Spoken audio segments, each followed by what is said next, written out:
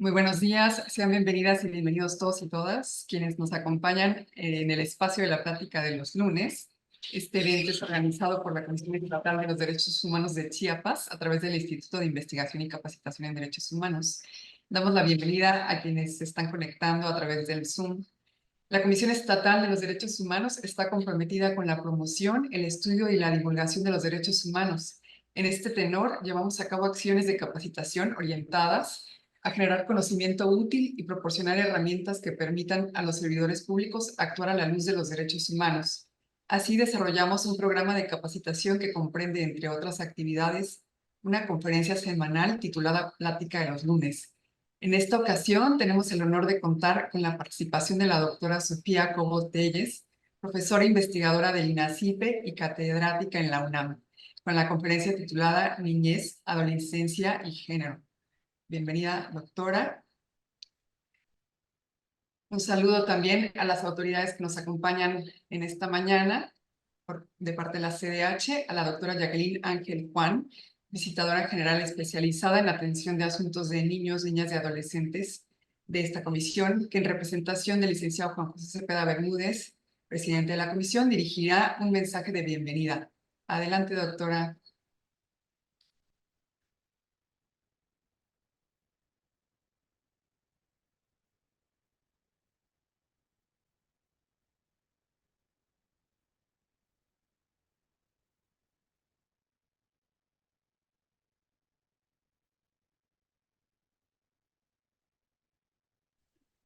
Doctora Jackie, ¿no se escucha bien?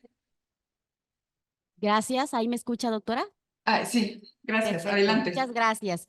Muy buenos días a todas y todos. Me da mucho gusto saludar y dar la bienvenida a las personas que en modalidad a distancia participan de las acciones de promoción que realiza la Comisión Estatal de los Derechos Humanos. El ciclo de conferencias Plática de los lunes es un espacio para generar nuevo aprendizaje en materia de derechos fundamentales. Quiero también dar la bienvenida a nuestra ponente, la doctora Sofía Cobo Telles, profesora investigadora del Instituto Nacional de Ciencias Penales y docente de la Universidad Nacional Autónoma de México. Muchas gracias, doctora Sofi, por compartir con nosotros sus consideraciones sobre un tema tan importante y del que poco se ha hablado aún en nuestro país, como lo es niñez, adolescencia y género. A mis compañeras y compañeros de la Comisión Estatal de los Derechos Humanos, los saludo y aliento a que aprovechemos este espacio de diálogo e intercambio de ideas para formar nuevas competencias que nos ayuden a elevar la calidad de atención a las personas que acuden ante este organismo. Es importante reflexionar sobre el tema que hoy nos compartirá la doctora Sofía, porque tanto las niñas, niños y las adolescencias precisan de condiciones particulares que les permitan disfrutar plenamente sus derechos y alcanzar su desarrollo. Esas condiciones parten de una protección reforzada de la familia, de la sociedad, de las autoridades y de los organismos autónomos como este, donde debemos asegurar en el ámbito de nuestra competencia. No es fortuito que el preámbulo de la Convención sobre los Derechos de los Niños, Niñas y Adolescentes enfatice que la infancia tiene derecho a cuidados y asistencias especiales. A esto debemos sumar otras particularidades como situaciones de pobreza, pertenencia cultural, condición migratoria, marginación o la presencia de discapacidades que nos plantean retos como sociedad y además debemos todos de sumar para abonar a el cumplimiento de estos derechos. En este sentido, la Organización Panamericana de la Salud ha considerado que es importante la existencia de normas a favor de niñas, niños y adolescentes, pero esto es solo un primer paso. Lo fundamental radica en reducir esa brecha de aplicación de las normas. En el informe del año 2020 sobre la situación regional de la violencia del periodo, la organización antes mencionada documentó un preocupante índice del 58% de niñas, niños y adolescentes entre 0 y 17 años que han sufrido abuso físico, sexual o emocional en los países de América Latina y el 61% de América del Norte. Y la región tiene la tasa de homicidios infantiles más alta del mundo. La Organización Panamericana de la Salud ha pedido poner fin a toda forma de violencia contra niñas, niños y adolescentes en nuestra región.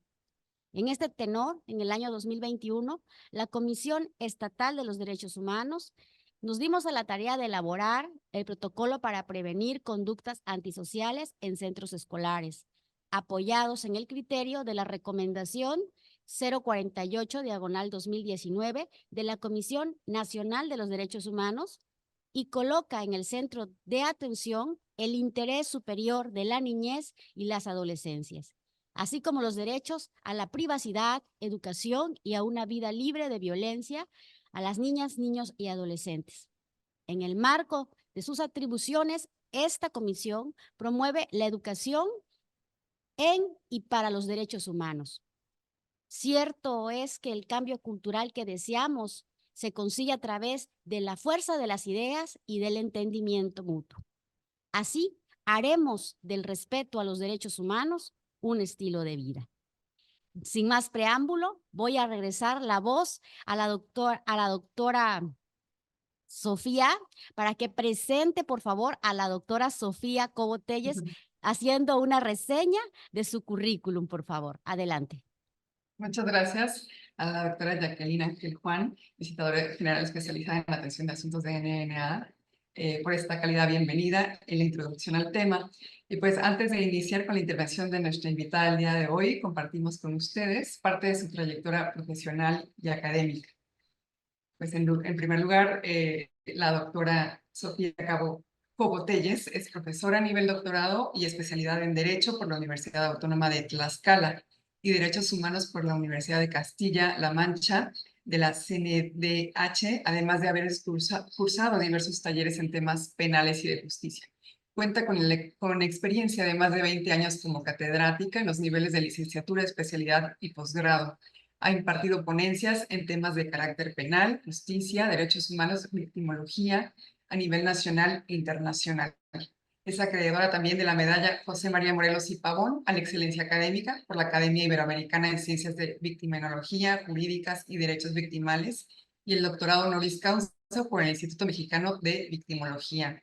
Es autora en la publicación de artículos y libros en Sistema Penitenciario y Justicia y actualmente se desempeña como profesora investigadora del Instituto Nacional de Ciencias Penales y catedrática de la UNAM. Bienvenida, doctora Sofi. Ahora sí tiene toda la palabra. Adelante. No, al contrario, primero que nada agradecer una vez más a la Comisión Estatal de Derechos Humanos de Chiapas por esta cálida bienvenida. Y bueno, la verdad es que también, sin duda, felicitarlas por esta plática de los lunes, ¿no? Y por este tema, ¿no? Que como lo decía la doctora Jacqueline, es sumamente importante, es un tema de análisis y discusión obligado. Y bueno, pues la verdad es que yo felicito a la comisión y a todas y todos los integrantes de la misma para que aborden este tipo de pláticas que además de que son de interés, como lo dijo la doctora Jacqueline, se traducen en acciones concretas, ¿no? Y estas acciones, sin duda alguna, saldrán en muy buena medida de esta comisión. Debido a que históricamente sabemos que los procesos de positivización de los derechos humanos respecto a este colectivo específico se ha quedado muchas veces en la teoría y muestra de ello es las cifras que acaba de dar la doctora Jacqueline en las estadísticas de la Organización Panamericana de la Salud, de la OPS.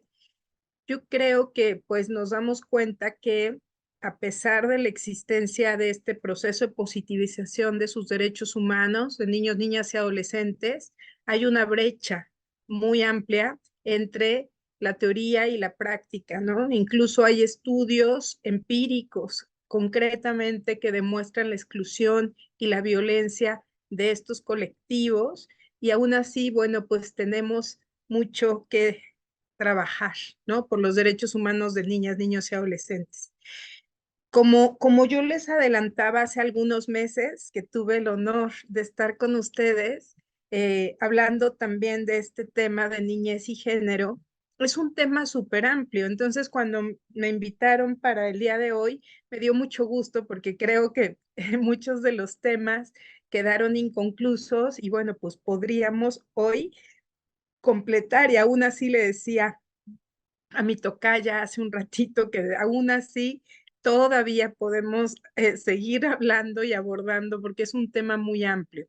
Yo les decía que el tema niñez, adolescencia y género tiene varios, le llamamos nudos problemáticos o de análisis, ¿no? Podemos hablar de la familia y del poder, de las relaciones de desigualdad, de la violencia y de los derechos sexuales y reproductivos, por decir algo, ¿no? La plática que di hace unos meses me trató principalmente, me aboqué a hablar de la violencia, de las violencias, ¿no? Y la niñez y el género. Pero la presente intervención, a diferencia de la anterior, vamos a hablar de este tema de niñez, adolescencias y género desde la perspectiva de derechos humanos y de las desigualdades. Haré un recuento de un breve análisis de la normativa. Bueno, primero que nada, como buena investigadora, vamos a hablar del marco teórico. Después vamos a hacer de un recuento sobre la normativa internacional y las normas internacionales y nacionales en cuanto a los estándares mínimos. Y al final, que siempre me gusta poner algo práctico en mis pláticas para que podamos aplicar la teoría a la práctica, pues me gustó considerar un caso eh, de la Corte Interamericana en materia de derechos humanos poco explorado, que es el caso BRP y otros contra Nicaragua, en el que con este análisis que les voy a hacer muy rápido, les voy a proponer, ojalá y les guste, una metodología con enfoque de género o diferenciado para el abordaje de los derechos de niñas, niños y personas adolescentes, ¿no? Con perspectiva de género. Es decir, voy a tratar de responder a esta pregunta de, ya sabemos qué es el género, ya sabemos qué es la perspectiva, ya sabemos qué es la política pública, ahora cómo podemos aplicarla, ¿no? ¿Cómo pues, podemos incorporarla? Voy a presentar, acá tengo una presentación que justamente, bueno, pues primero que nada incluye los tres temas que pienso importantes tratar, que son pues toda la perspectiva de género y temas relacionados, los estándares internacionales y nacionales en cuanto a derechos y principios, y el caso BRP y BPC contra Nicaragua. Bueno, vamos a iniciar justamente de manera muy rápida con el tema de género. Como dice la Comisión Interamericana de Derechos Humanos, los estudios de género son de gran utilidad, sobre todo para conocer a las sociedades contemporáneas. El género es hoy por hoy ya una categoría analítica. Hoy estamos analizando el género, la niñez y la adolescencia. Pero ese tema no tiene mucho tiempo de análisis, como lo decía también la doctora Jacqueline, sino fue principalmente en los años 60 cuando se empieza a cuestionar principalmente cuál es el rol de la mujer, así se empezó en la sociedad, y posteriormente al cuestionarse ese rol, se empezó a extender o incorporar a los debates políticos, a la academia y a otros espacios en donde se empezó a visibilizar estas desigualdades estructurales, ahorita vamos a ver qué quiere decir una desigualdad estructural entre los hombres y las mujeres. Posteriormente fue evolucionando el concepto de género hasta que en los años 80, ojo, se empieza a incorporar también a los hombres dentro del análisis de género, ¿no? Hoy por hoy, por ejemplo, hablamos de las, yo digo mal llamadas porque no deberían de ser nuevas, masculinidades, ¿no? Ya no son nuevas, ¿no? Desde los años 80 es cuando se comienza a incorporar a los hombres dentro del análisis de género. Y bueno, hay que abordar el concepto también hoy por hoy con las personas menores de edad, ya que al abordar el concepto de género a las personas menores de edad, incluimos dos asimetrías a favor del adulto y de lo masculino, ¿no? Sabemos que hoy por hoy en estas sociedades contemporáneas hablamos de un orden adultocéntrico patriarcal. Entonces, de entrada vamos mal, ¿no? ¿Por qué? Porque entonces no hay justamente, hay una, el concepto es vertical totalmente, ya que los niños, niñas, adolescentes son concebidos bajo este enfoque u orden adultocéntrico, pero además también patriarcal. Entonces, todo lo que tenga que ver con hombres, mujeres o lo que llaman la Comisión Interamericana disidencias, ¿no? Sexuales y de género, es mal vista, ¿no? O justamente incluye una asimetría muy grande. Entonces, el género es un constructo social que sin duda coloca a los niños, niñas y personas adolescentes como subalternos a las personas adultas, ¿no? No son reconocidos muchas veces por sus interlocutores y bueno, hablamos de un control social ejercido de los adultos hacia los niños, niñas y las personas adolescentes. Yo sé que esto ya lo han visto, pero creo que es importantísimo entender, bueno, cuál es la definición que desde mi particular punto de vista debemos entender por género, ¿no? Género, como se los decía hace rato, es una construcción social, teórica, práctica y relacional, o sea, tiene tres enfoques, ¿no? Que permite mirar desde esta óptica transversal procesos históricos, procesos sociales, políticos, económicos, culturales, personales, que establecen las relaciones de poder entre hombres y mujeres, pero también entre personas con orientaciones sexuales e identidades de género no normativas. El género, sin duda, es un constructo social y para los niños y las niñas, desde que son menores, se les enseña a ser hombres o mujeres según lo que cada tiempo histórico construye y determina como lo masculino o como lo femenino. Entonces, los conceptos relacionados con el género son la transversalización o la perspectiva de género, lo que llamamos expresión o identidad de género, los roles y estereotipos de género y las desigualdades de género, estructurales, lo que nos permite concluir que es necesario dejar a un lado el estándar masculinizado y debemos reconocer a las mujeres y otras personas con orientaciones e identidades de género no normativas que también forman parte de la sociedad y que también deben de formar parte de este enfoque o transversalización de la perspectiva de género. Es decir, el enfoque o la perspectiva de género ha permitido visibilizar patrones socioculturales e impactos negativos entre los hombres, las mujeres y personas con orientación sexual o identidad de género no binario en todas las edades. Para mí es muy importante que empecemos por considerar de manera muy general cómo, por ejemplo, los roles y los estereotipos de género se empiezan a construir desde la infancia, ¿no? Se empiezan a generar desde la niñez. Y no solamente en la familia, ¿no? Todos volteamos a ver al papá, a la mamá, al adulto responsable, pero no, la misma sociedad, la misma escuela, la misma iglesia, todas las instituciones sociales que estructuran la vida en sociedad son las que establecen estos roles y estos estereotipos de género. Y también algo también muy importante es que los roles y los estereotipos de género, contrario a lo que siempre decimos, no solamente afectan a las niñas, ¿no? Sino también afectan a los niños. Por ejemplo, este rol de hombre proveedor, protector, autoridad, que no debe de representar afectos y que debe de rechazar aspectos infantiles o que tengan que ver con lo femenino, los coloca, desde mi particular punto de vista, en una situación de fragilidad. cuando no cumplen justamente estas expectativas esperadas, ¿no? Entonces, cuando no cumplen los niños y los adolescentes estas expectativas esperadas, ocasionan en ellos un sentimiento de culpa, ¿no? De vergüenza que deteriora su autoestima y, ojo, en muchas ocasiones esto genera comportamientos violentos, evasivos, pero también autodestructivos.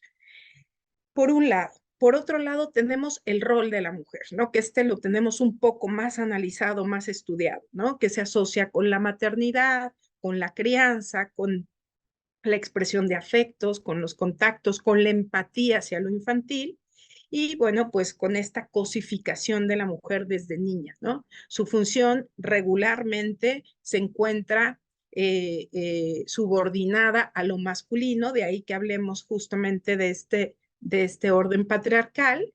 Y bueno, cuando estos roles o estos estereotipos de género no se armonizan a los comportamientos esperados por estas instituciones, no solamente la familia, la sociedad, la escuela, las instituciones religiosas, existen múltiples violaciones a sus derechos humanos. Más aún, ojo, cuando no se ajustan a la sexualidad binaria. Hay ya estudios que, bueno, pues representan mayor violencia en los menores de edad que no representan esta sexualidad binaria y esta violencia no solamente se reproduce en el seno de su familia, en el ámbito privado, sino también en la sociedad, en la escuela. Por ejemplo, hay estudios empíricos bien interesantes que dicen que los niños, las niñas y las personas adolescentes que no representan esta sexualidad binaria dejan muy pronto la escuela, justamente por este rechazo, ¿no? Pero cuando ellos quieren acceder entonces a un trabajo, también tienen muchos problemas para acceder a un trabajo. Por lo tanto, pues se les cierran las puertas y empieza una violencia estructural que, bueno, que muchas veces se concluye en una violencia física, ¿no? La cultura adultocéntrica y patriarcal es justamente la que justifica en muchas ocasiones esta violencia como instrumento de corrección en cuanto a niños, niñas y adolescentes. Hasta hace poco tiempo, muy poco tiempo, algunos códigos penales estatales establecían como causa de justificación los golpes como una medida disciplinaria de los padres, de las madres, hacia sus hijos e hijas. La prohibición, imagínense que poco tiempo, o sea, la prohibición expresa del castigo corporal en nuestro país es relativamente nueva.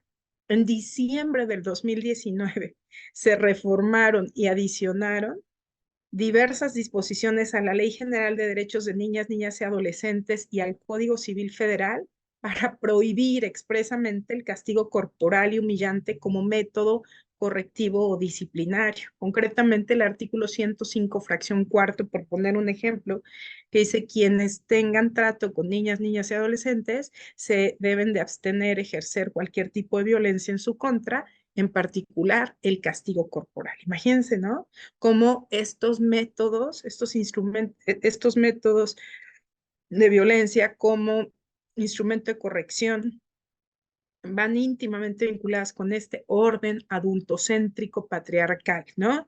Que, bueno, que tiene mucho que ver y una línea muy delgada entre justamente el que los niños, niñas, adolescentes obedezcan a estos roles, a estos estereotipos que la sociedad, que la familia, que la escuela, que la iglesia les ha impuesto, ¿no?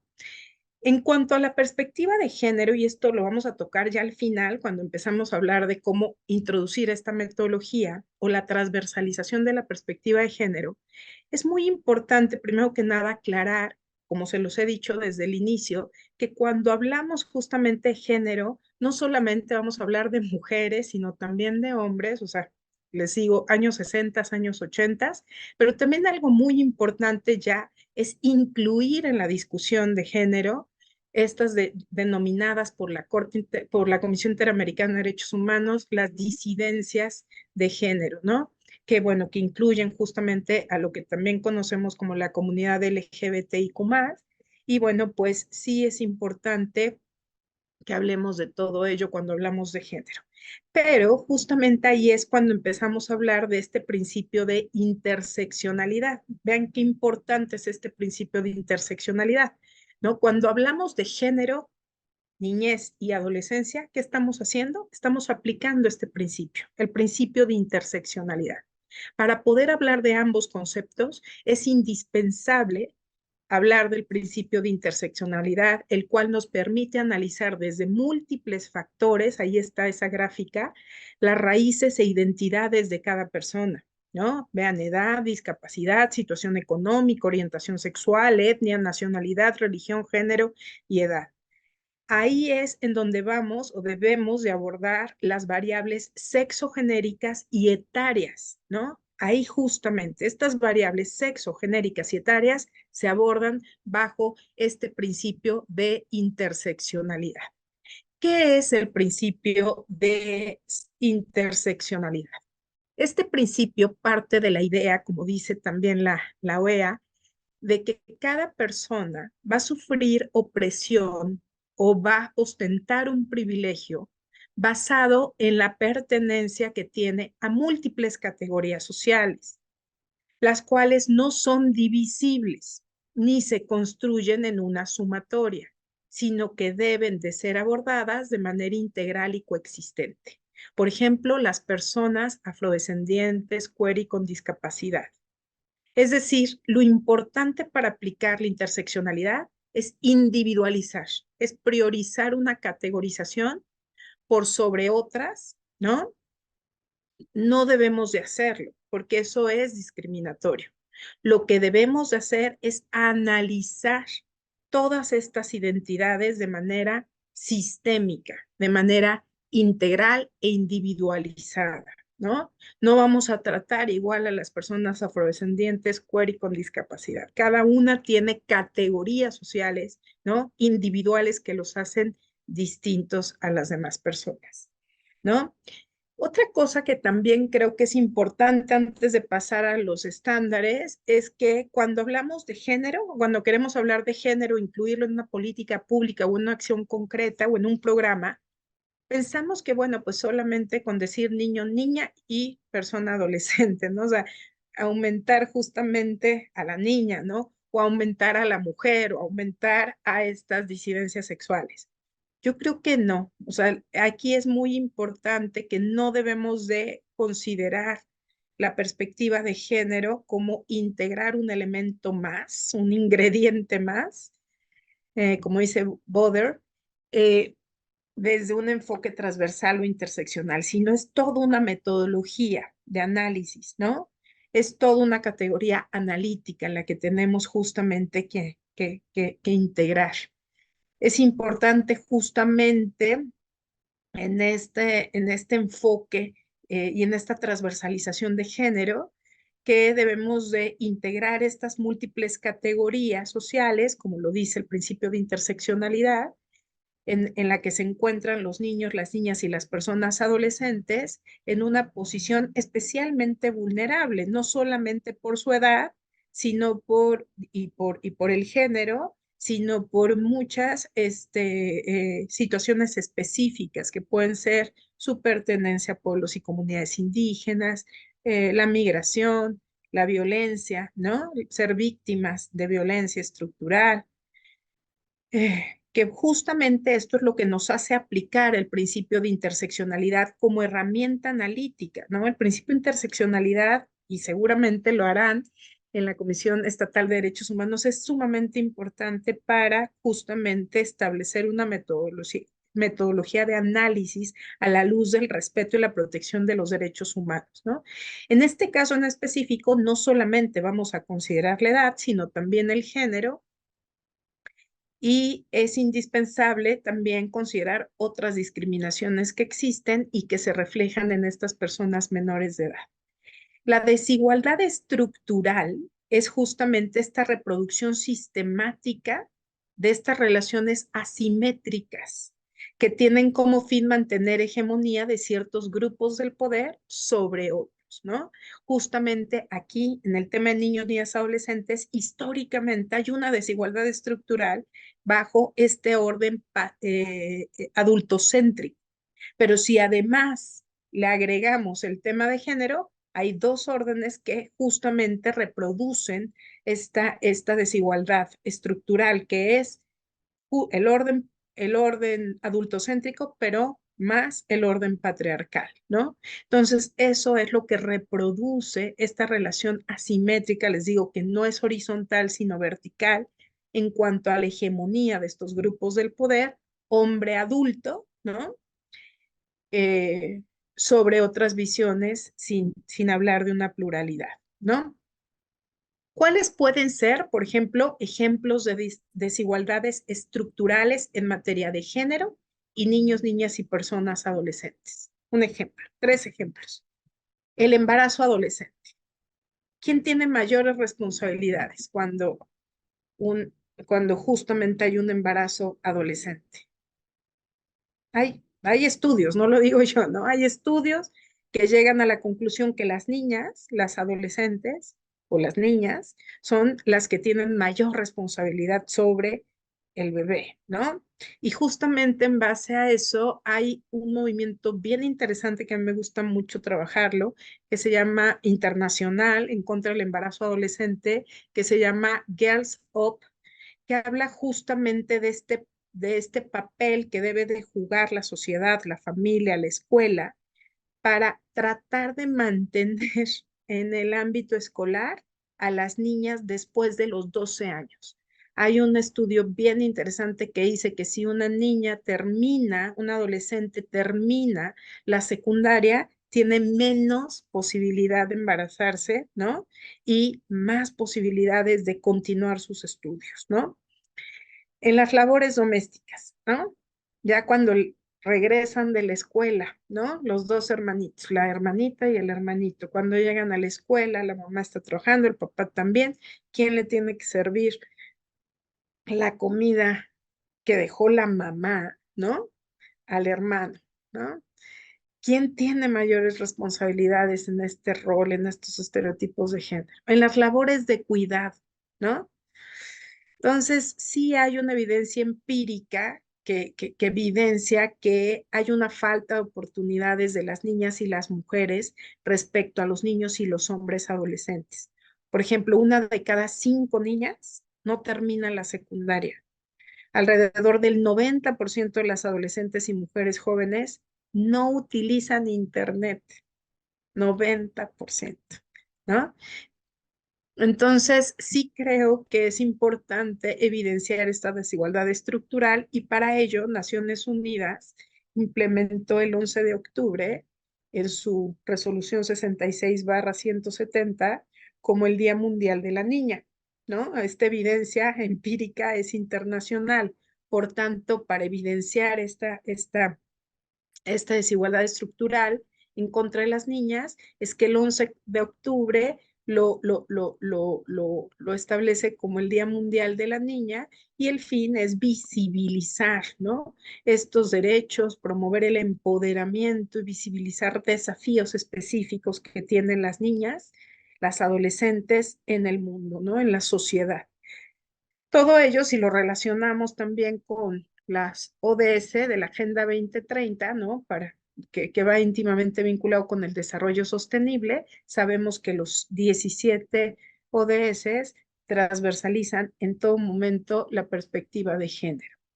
¿Cuáles, ya para terminar, considero que son las áreas que merecen mayor atención en cuanto a la aplicación de esta perspectiva o transversalizar esta perspectiva de género? Primero que nada, ¿no? La educación. Este tema tan interesante, sería interesante que, por ejemplo, en Chiapas se hiciera un estudio de la eficiencia terminal en secundaria de las niñas respecto a los niños, ¿no? Segundo, los temas de violencia. Aquí en violencia no podemos decir que las niñas son más violentas que los niños, lo dijimos la vez que me conecté con ustedes hace unos meses, sino son diferentes tipos de violencias, ¿no? O sea, si bien es cierto, las niñas, las adolescentes son más propensas a violencias de tipo físico, de tipo sexual, incluso psicológico, los niños, pero físico en cuanto a lesiones, los niños, los adolescentes, ¿no? Y seguramente en este estudio que la doctora Jackie evidenció al inicio de la plática, lo dirá, el tema de las muertes violentas en niños y adolescentes es mucho mayor que en niñas, ¿no? Y mujeres adolescentes. El tema de la salud, ¿no? De la salud física, de la salud psicológica, ¿no? Y bueno, en este caso específico que estamos hablando de género, la salud sexual y reproductiva. También es muy importante poner especial atención.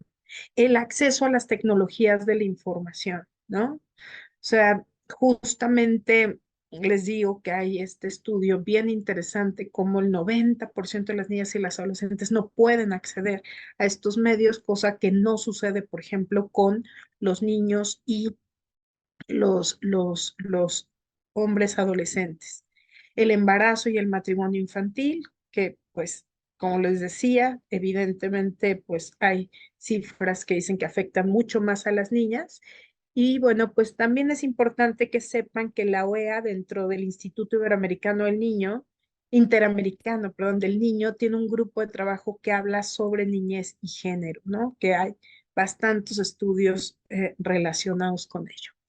Bueno, vámonos ya al 2, que creo que me voy un poco más rápido, que vamos a hablar de leyes y estándares internacionales, principalmente en materia de niños, niñas, adolescentes y género. Primero que nada, es importante que ustedes sepan que históricamente, sobre todo en materia de mujeres, así empezó a hablarse de género, como se los dije, ha habido una serie de leyes y estándares internacionales que han tratado de posicionar a la mujer, ¿no? Y a sus derechos. Y bueno, esta evolución ha tenido, así como ustedes lo ven, ha tenido ciertos temas que históricamente se han considerado. Por ejemplo, del primer tema que se empezó a considerar cuando se hablaba de estos estándares era el reconocimiento de las desigualdades, ¿no? Entre hombres y mujeres. Después el respeto a su dignidad. Después la prohibición de la violencia. De ahí que se promulgó la CEDAW, se promulgaron la CEDAW y Belén do Pará. Después la no interferencia. Después la imparcialidad libre de estereotipos y después el derecho a la participación, ¿no? Lo que también hablamos hoy por hoy de esta violencia política, ¿no? Contra las mujeres. Y bueno, pues una de las conclusiones a las que llegamos desde el inicio de esta plática es que aunque existan normas y estándares que consideran al género en su aplicación, desgraciadamente las violencias y desigualdades siguen manifestándose de forma directa e indirecta. A pesar de que hay muchos estándares y leyes protectores de la niñez y del género, ¿no?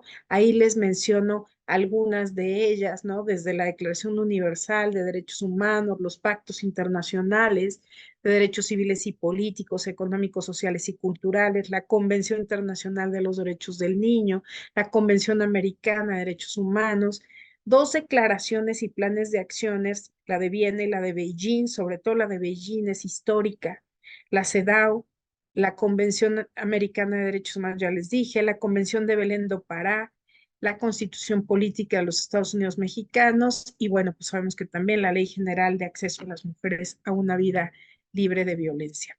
Estas leyes, estos documentos internacionales tienen, no todos, esta intersección de niñez y género. Algunos de ellos dejan muy evidentes los derechos de niños, niñas, adolescentes, pero no transversalizan el enfoque de género, ¿no? No todas estas leyes, no todos estos documentos internacionales transversalizan la perspectiva de género, ¿no? Y menos aún los grupos con orientación de identidad de género no normativa, ¿no?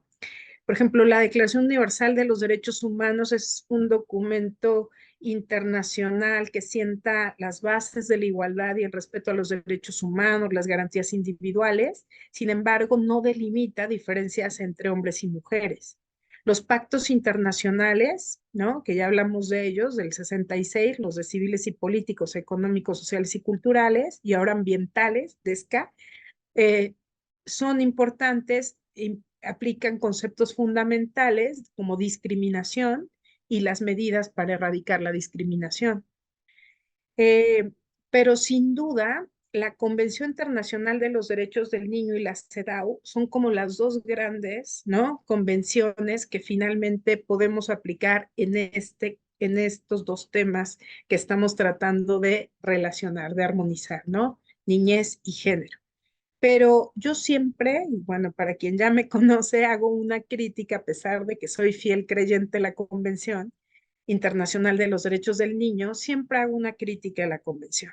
Desgraciadamente, o sea, si bien es cierto y sin duda alguna, la Convención Internacional de los Derechos del Niño es un instrumento o es el instrumento internacional que marca el hito en cuanto al reconocimiento de los derechos de niños, niñas y adolescentes, basados en estos 4 principios fundamentales, ¿no?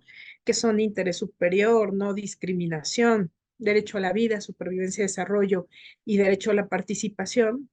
Desgraciadamente, bueno, deja atrás esta visión tutelarista, ¿no? De considerar a los niños como sujetos pasivos y hoy o como objetos de tutela y de una intervención directa por parte de los adultos, sino que ahora son considerados como sujetos y sujetas de derechos a los que se les debe respetar, se les debe de dar voz y capacidad de ejercicio, ¿no? Sobre sus derechos, desgraciadamente no distingue las necesidades específicas de las niñas y de las mujeres adolescentes. Y es muy fuerte decirlo, pero hay que decirlo. El modelo de protección integral de Naciones Unidas está elaborado bajo una neutralidad, en donde no se habla de niñas y no se habla de mujeres adolescentes. Entonces, sí tenemos mucho que hacer y mucho que trabajar al respecto. La declaración y el plan de acción de Viena también reconocen violencia y discriminación que sufren diariamente mujeres y niñas. La Convención Americana de Derechos Humanos tampoco aplica la perspectiva de género, pero en su artículo 19 establece las medidas de protección respecto al trato de niños, niñas y adolescentes. La Convención de Belén do Pará del 94 consagra este derecho de la mujer para ser valorada y educada libre de patrones estereotipados de comportamiento y prácticas basadas en la inferioridad o en la subordinación. Y bueno, pues todo esto que les acabo de decir, podemos resumirlo en estos derechos, en estos principios que les pongo en pantalla, que bueno, que serán operables a este concepto, transversalizando en todo momento la perspectiva de género. Y creo que hay un documento sumamente importante que nos ayuda a ello, que es la Declaración y la Plataforma de Acción de Beijing del 95. Sabemos que esta plataforma y declaración de acción declaración y plataforma de acción de Beijing del 95 fue consecuencia de una conferencia mundial sobre la mujer en el mismo país. Y bueno, delimita no solamente una declaración, sino una ruta, ¿no? Crítica, un plan de acción muy progresista que tiene por objetivo fundamental desde el 95 promover los derechos humanos de las mujeres y de las niñas. La declaración de Beijing fue la primera en 95 que individualiza específicamente los derechos de las niñas, ¿no? Y posteriormente hay unos principios que también no los mencioné anteriormente, pero sí se los tengo que mencionar 2 años después, en el 97, unos principios que son los principios Yogyakarta, que extienden el reconocimiento de género a la orientación sexual y a la identidad de género.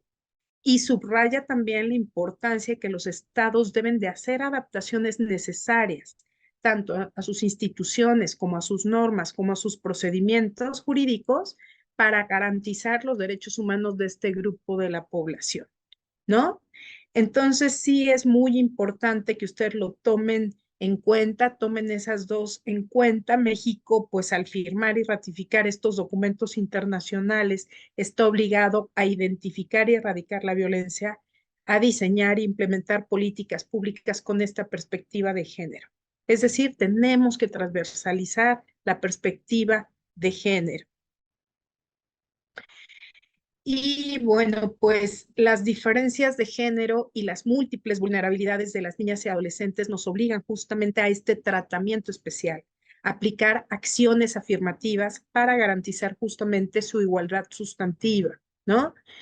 Y para ello, justamente, pues sí, les quiero contar, porque si no se me va el tiempo, creo que ya voy muy justa, un caso que para mí es sumamente interesante. La verdad es que yo creo, o sea, ya después de haber visto como toda la teoría, me gusta siempre terminar con la práctica, o sea, ¿cómo le hacemos, no?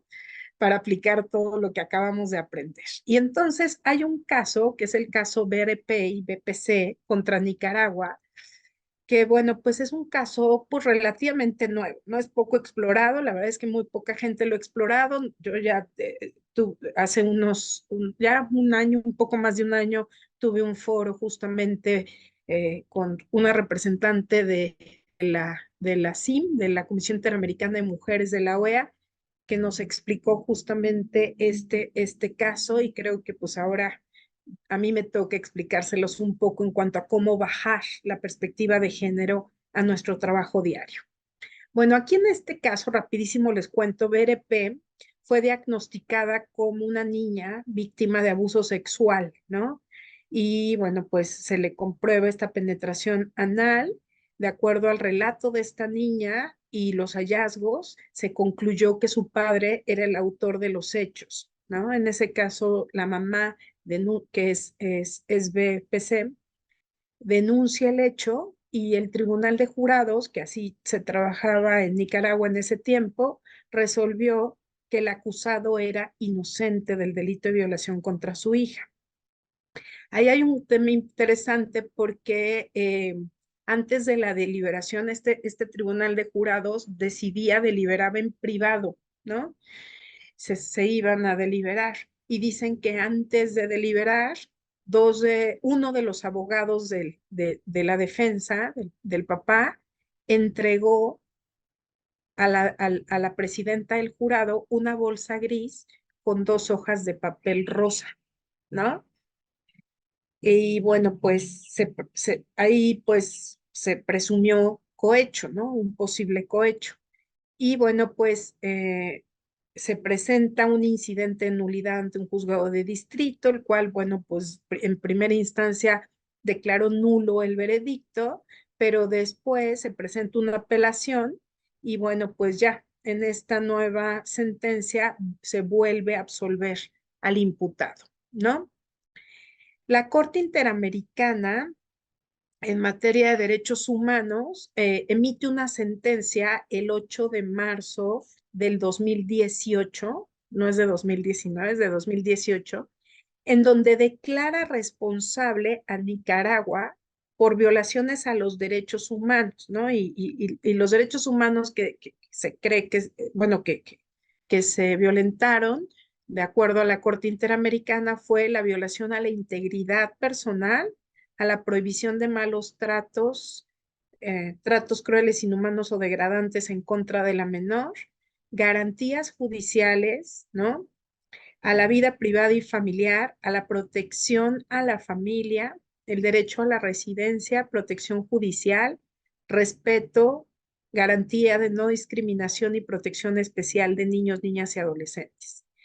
Concretamente, y por esto es que considero importante valorar este caso en esta plática, lo que más se evidenció fue el incumplimiento del artículo 7 de la CEDAW, en perjuicio justamente de la menor, BRP, y de su grupo familiar, no nada más de su mamá, sino de su hermana. ¿Por qué? Porque justamente la madre denunció irregularidades en contra no solamente de la presidenta del jurado, sino del médico forense, del fiscal, ¿no? Lo que pues trajo como consecuencia que la demandaran a la mamá por los delitos de calumnia e injurias, y bueno, pues empezaron a perseguirla, no nada más jurídicamente, sino pues tuvo algunos temas de amenazas, y la señora tuvo que salir de Nicaragua, se tuvo que ir pedir asilo a Estados Unidos con sus hijas. Y bueno, pues justamente, pues ahí era importante que el análisis o el centro de análisis de la Corte Interamericana fue la ausencia de la aplicación de la denominada debida diligencia reforzada y la no revictimización de la menor de edad durante todo el proceso. Eso fue lo que se analizó. La debida diligencia reforzada, ojo, transversalización de la perspectiva de género y la no revictimización de la niña durante todo el proceso. Otra cosa que analizó la Corte fue si Nicaragua había actuado con perspectiva de género durante todo el proceso. Se había aplicado medidas de protección especial contenidas en el artículo 19 de la Convención Americana de Derechos Humanos con perspectiva de género hacia la menor de edad. Aquí lo más importante para mí del caso fue que la Corte Interamericana, después de analizar todo ello y de decretar la responsabilidad contra Nicaragua, delimitó una serie de exigencias para garantizar el acceso a la justicia en términos igualitarios para una niña víctima de delitos sexuales, ¿no? O sea, lo que hace es aplicar la perspectiva de género. En un párrafo dice ahí la Corte, sin perjuicio de los estándares establecidos en caso de violencia contra las mujeres adultas, los estados deben de adoptar, en el marco del artículo 19 de la Convención, medidas particulares y especiales en cuanto la víctima es una niña, un niño o una persona adolescente. Y ahí están los estándares de atención, ya para no extenderme mucho. Yo la verdad es que los analizo desde dos ejes, que son primero la protección reforzada y después la debida diligencia reforzada, que son dos cosas diferentes. De acuerdo a la protección reforzada, dice la Corte que siempre que se trabaje con niños, niñas y personas adolescentes debe de haber una actuación multidisciplinaria y coordinada entre las agencias estatales de protección de derechos. Debe de haber un apoyo psicosocial, debe de haber una investigación y un juzgamiento con este enfoque de protección de derechos y perspectiva de género, en donde no solamente las autoridades judiciales, sino también de la salud, de servicios sociales, de la Policía Nacional, y yo agregaría, y las de defensa y protección de derechos humanos, deben de justamente aplicar esta perspectiva, esta protección reforzada, ¿no? Y de manera ininterrumpida, dice la Corte. Es decir, hasta que los servicios dejen de ser necesarios para los niños, niñas y adolescentes y pues ya se crea que ya no va a haber nuevos perjuicios o traumas adicionales, ¿no? Derivados de la revictimización. Y en cuanto a la debida diligencia, algo sumamente importante es que dice que se deben de adoptar medidas especiales y de un proceso adaptado a niños, niñas y adolescentes basados en 9 criterios. Primero, el derecho a la información. O sea, ¿de qué me sirve garantizar el derecho a ser oído, a participar en el proceso penal del niño si no le estoy dando información, ¿no? Después, y por supuesto con lenguaje especial, ¿no?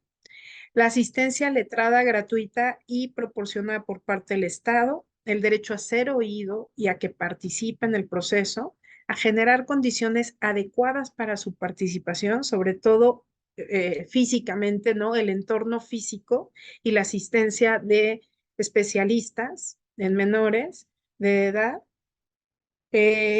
generar también condiciones propias a la entrevista, la metodología, las técnicas para la entrevista, ¿no? Generar un entorno seguro y no intimidatorio, que tengan justamente capacitación todo el personal operativo que trabaja con menores de edad y asistencia inmediata, no solamente médica, sino psicológica y psiquiátrica también. Otra cosa importante aquí fue que al ser un hecho de violación, o sea, violación contra una niña, la Corte Interamericana establece que se deben de aplicar medidas positivas para garantizar justamente este acceso igualitario a la justicia.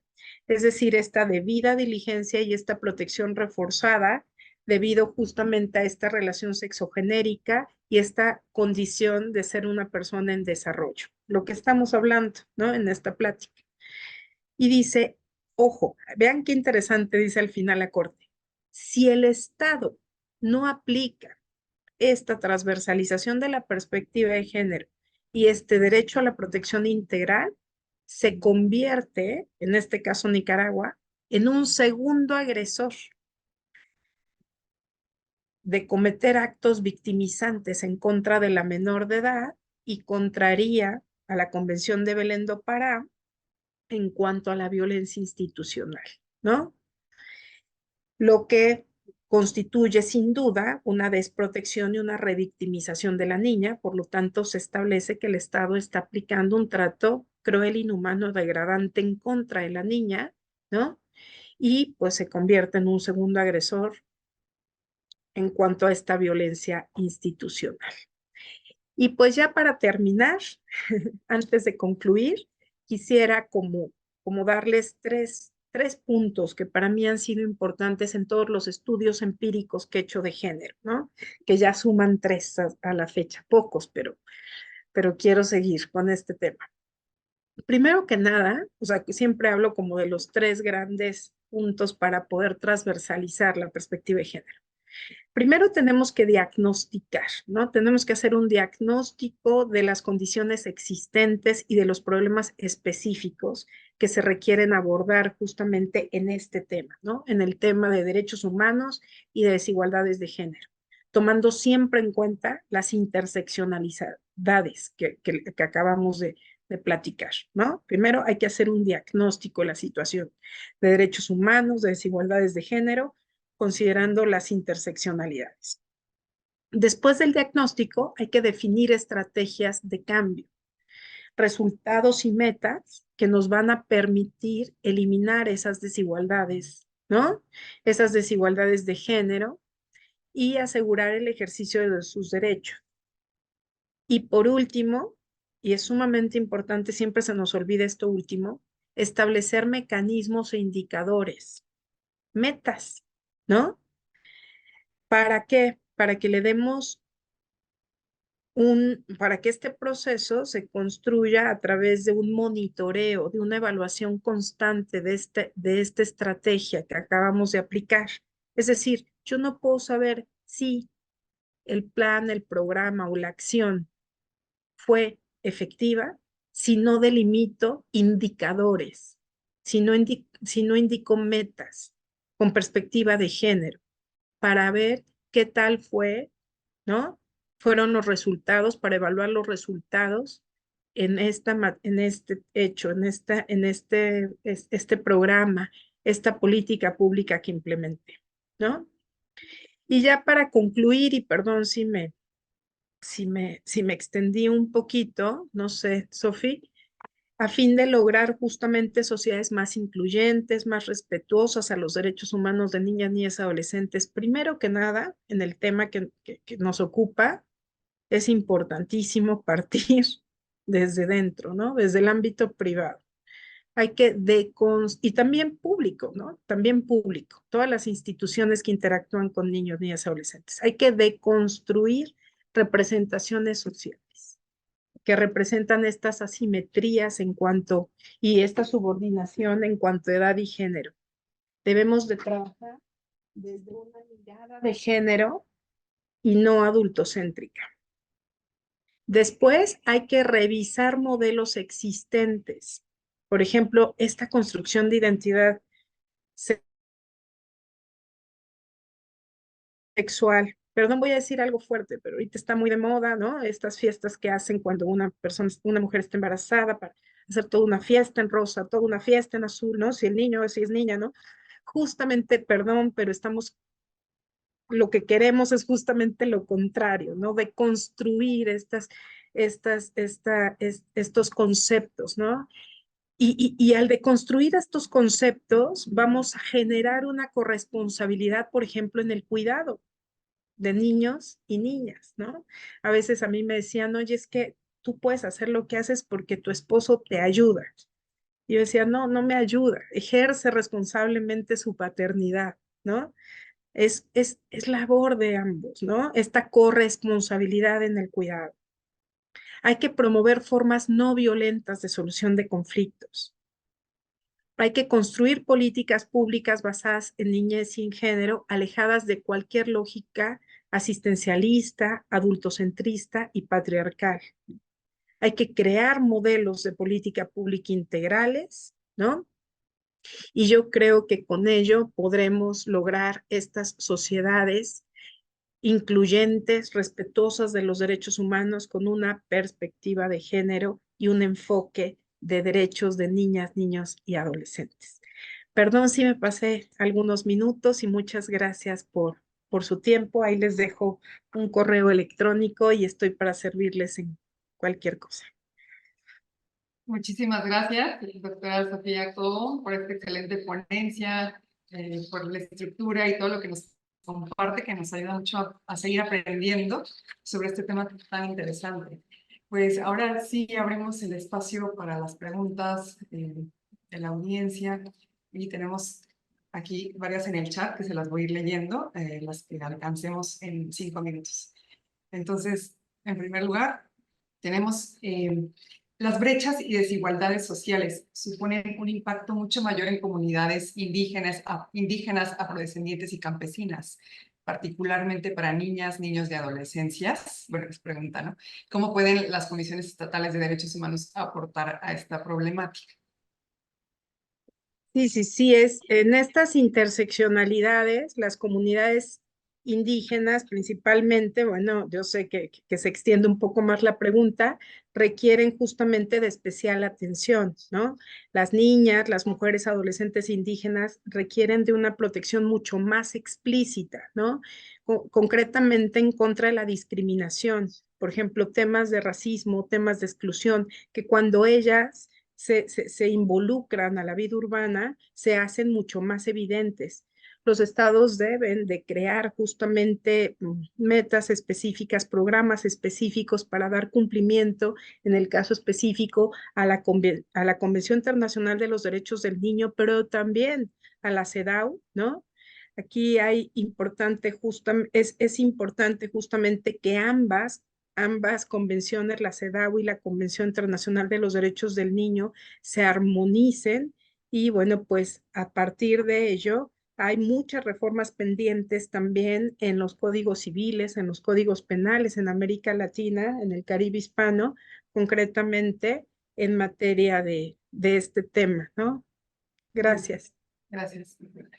También tenemos otro comentario. En situaciones de violencia intrafamiliar en la que se expone la integridad de un niño o niña adolescente y esto llega a ser reconocimiento por parte de una autoridad escolar o ciudadana o en particular, ¿existe una ruta de atención ante alguna autoridad competente? ¿Qué hacer en estos casos? ¿Pueden las comisiones estatales intervenir en estos casos? Sí, claro. Bueno, nosotros tenemos muy claro un artículo dentro de la Ley General de Derechos de Niñas, Niñas y Adolescentes, que es Ley General de Derechos, que es el 123, ¿no? Que establece justamente un procedimiento de protección y restitución de derechos, que establece todo un flujograma, toda una ruta crítica, que justamente, pues, cualquier persona, ¿no? O sea, cualquier institución, como dijimos hace ratito, que tenemos justamente la obligación de preservar los derechos de niñas, niñas y adolescentes, debemos de seguir, ¿no? Para ello, todos los estados y a nivel federal existen procuradurías de protección de derechos de niños, niñas y adolescentes, que finalmente estas procuradurías de protección de derechos son las que van a actuar o deben de actuar justamente en este sentido y se establece todo un flujograma, toda una ruta crítica que va íntimamente vinculada en diagnosticar estos asuntos, ya que conocen del asunto de violación o vulneración de derechos, se acercan con las redes cercanas del niño, niña, adolescente, establecen un diagnóstico de la situación y un plan de intervención, no solamente con instituciones públicas, sino también pueden incluir en este plan de intervención a organizaciones de la sociedad civil, y a partir de estos planes de intervención se les da un seguimiento para que finalmente pues ya no haya una revictimización y bueno, se garanticen los derechos de niñas, niñas y adolescentes. Aquí en este caso, ojo, las comisiones de derechos humanos, en su caso, que ahí va el comentario, pues desde mi particular punto de vista tendrían que dar seguimiento a este procedimiento, ¿no? De restitución de derechos para, junto o coadyuvando justamente con estas procuradurías de protección, se garantice que ya no se requiere de esta atención o este plan de intervención, ya que se garantizó, ¿no? El derecho de la niña, niño, adolescente violentado. Sí, gracias, doctora. Ya por último, respeto también a su tiempo, es qué hacer y a dónde ir cuando niñas, niños y adolescentes sufren situaciones de desplazamiento forzado interno. Y por ello, el derecho a la educación, salud y demás son violentados.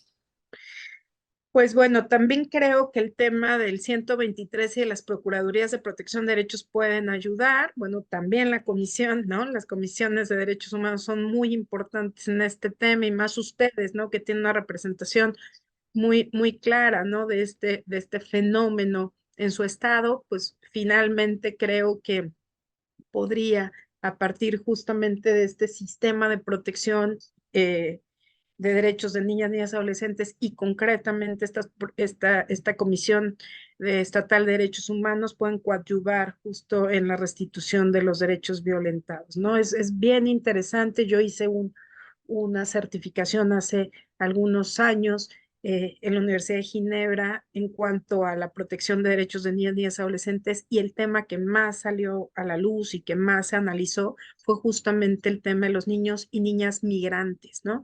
No acompañados, desplazados, ¿no? Y los desplazamientos internos. Y bueno, pues creo que es un tema muy importante, creo que es un tema de avanzada, que bueno, debemos en un momento determinado poner especial atención. UNICEF tiene un programa específico en el tema. Carla Gallo trabaja mucho el tema de niñez y migrantes y desplazamiento forzado. Y bueno, pues si necesitan ahí el contacto, con mucho gusto estoy aquí dispuesta. Gracias, doctora. Pues ya vi que está con nosotros el presidente de la Comisión Estatal de los Derechos Humanos de Chiapas, el licenciado Juan José Cepeda Bermúdez, a quien pedimos, por favor, nos dé la despedida y en la entrega del reconocimiento a la doctora Sofía. Adelante, presidente. Doctora, Le escuchamos. mm, doctora, en primer lugar, muchas gracias. Quiero agradecerle mucho que nos haya hecho el favor de compartir esta mañana. No tuve la posibilidad de escuchar completa su conferencia. Le confieso que le pedí favor a la doctora Jacqueline que me hiciera favor de iniciar por otro tema que se alargó en la agenda de la mañana. Pero quiero decirle que llegué al final y quiero felicitarla porque la claridad con que usted expone el dominio del tema, la verdad que nos comprometen a todas y a todos quienes tuvimos la oportunidad de escucharlo. Yo creo que tenemos un enorme reto de prepararnos y de atender las cosas como usted lo hace. Me gustó mucho cómo tiene de claros los conceptos, pero sobre todo con un sistema, con un orden. Es más, cuando habló de que para atender los temas tenemos que llevar un orden de diagnosticar, de definir las estrategias, de establecer los mecanismos, ¿sí? Nos llama a trabajar de manera ordenada. Y quiero decirle que coincidimos mucho con usted en el tema de promover las formas de soluciones no violentas. hemos dado especial prioridad en esta comisión a la conciliación y el diálogo para conseguir la restitución de los derechos de las personas agraviadas, ¿sí? Lo antes posible, para que no la formalidad de un expediente nos lleve a tiempos muy, muy largos que podríamos incurrir en la revictimización o como usted bien señala, convertirnos en un segundo victimizante, ¿no? Entonces, yo le agradezco que haya usted señalado esto y también cuando habló de una sociedad incluyente, respetuosa de los derechos humanos, quienes ya nos han escuchado en ocasiones anteriores, saben que siempre en las intervenciones concluimos con el compromiso de construir, ¿sí?, una cultura de respeto a los derechos humanos hasta hacerla nuestro estilo de vida, que eso sea lo que guíe nuestra conducta cotidiana, diaria. Yo, la verdad estoy muy contento de conocerla, de haberla escuchado, pero me recrimino a mí mismo no haberla escuchado en toda la conferencia. Y déjenme decirles, espero no violentar a nadie, pero quiero decirles por qué llegué tarde. En la reunión donde yo estaba, se presentan los casos que atiende Protección Civil con las unidades aéreas del gobierno del Estado. El gobierno del Estado tiene una flota aérea que pone a disposición de Protección Civil, de la Secretaría de Seguridad y de la Secretaría de Salud. Nada más, ya no se utilizan para otras cosas. Y hoy se tuvo el caso de el traslado urgente de una madre con embarazo riesgoso, que podríamos decir, pues es normal o se presentan embarazos de alto riesgo. Sí, no, pero en este caso, doctora, se trataba de una niña de 16 años.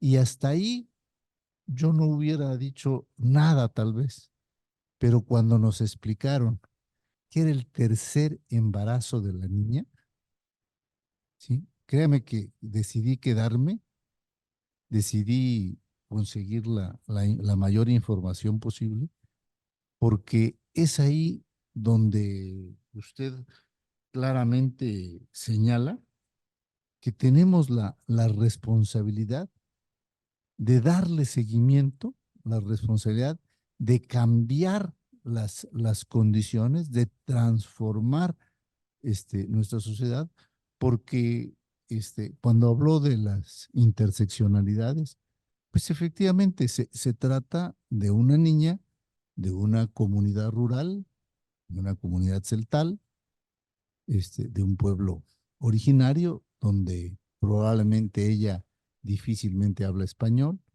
¿sí? Y tendremos que investigar muchísimas cosas más, ¿no? Pero así son estos temas, la coincidencia de lo que yo tenía que venir a ver aquí con ustedes y por otro lado, la realidad que se me estaba presentando y donde yo invitaría a todas y todos a que reduzcamos esa brecha que existe entre lo que la ley señala y lo que en realidad hacemos todos los días, ¿sí?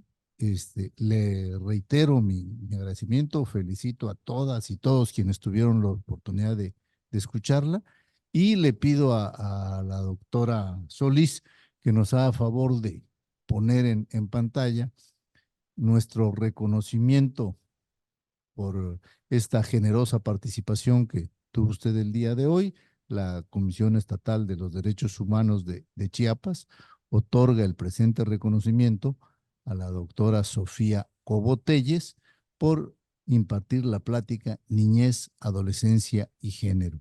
Muchísimas gracias nuevamente, doctora, y la invitación para que pronto la conferencia sea de manera presencial. Esta es su casa, la esperamos en Chiapas, la necesitamos. Que tengan todas y todos una excelente semana. Muchas gracias. Gracias a ustedes, un gusto.